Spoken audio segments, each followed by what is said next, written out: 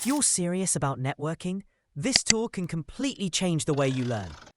In this video, I'll walk you through how to install and set up GNS3, one of the most powerful network emulators available, without needing expensive hardware. Stay until the end, because I'll show you how to add real iOS images and build your own virtual lab from scratch.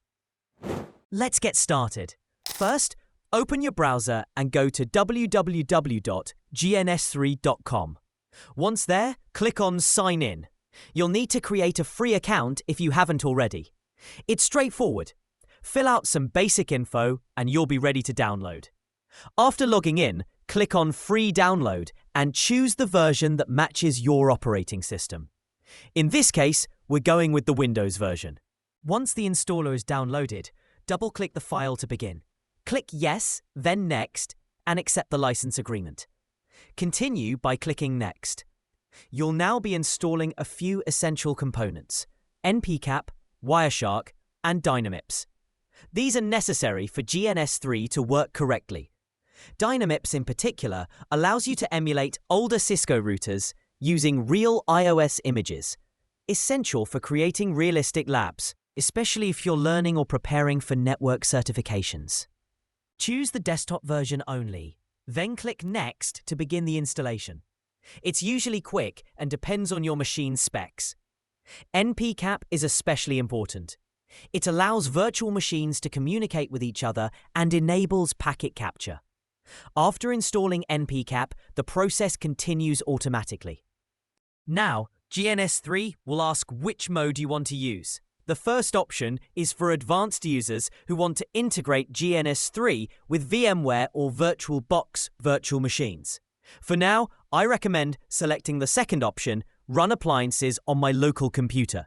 This mode runs everything on your current machine and is perfect for getting started.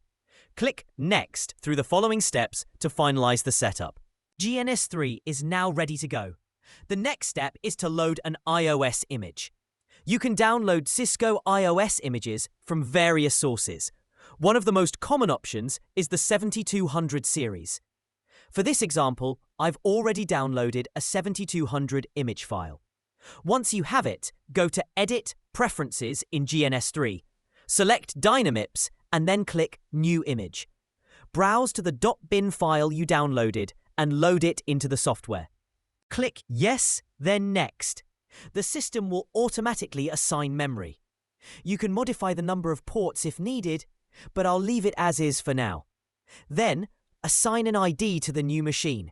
GNS3 will automatically select an optimal ID so the machine can run efficiently without overloading your system. Click Finish, then Apply, and OK. Now, create a new project. I'll call this one Project Video. Go to the router panel and you'll see the machine available. You can drag 1, 2, or even more routers into your workspace.